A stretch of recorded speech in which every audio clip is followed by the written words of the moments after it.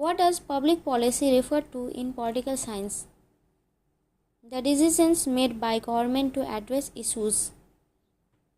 What does political socialization mean? The process of learning political norms and values. Which of these is a method used in political science research?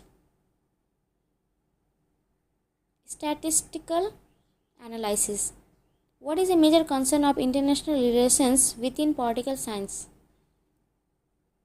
War and peace. In political science, what does sovereignty refer to? The power of the state to govern itself. Which branch of political science focuses on the study of political institutions? Public administration. What is the role of constitutions in political science?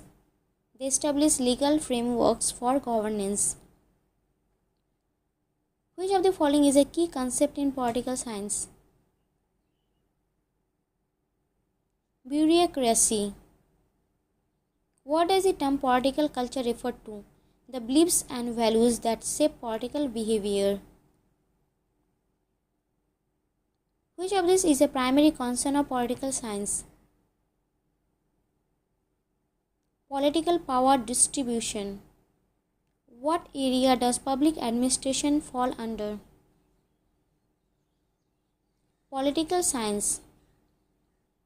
Which of the following is not a characteristic of political science? Emphasis on art. What is comparative politics? Study of political systems across countries. Which concept is central to the definition of political science? Authority. What is a key characteristic of political science?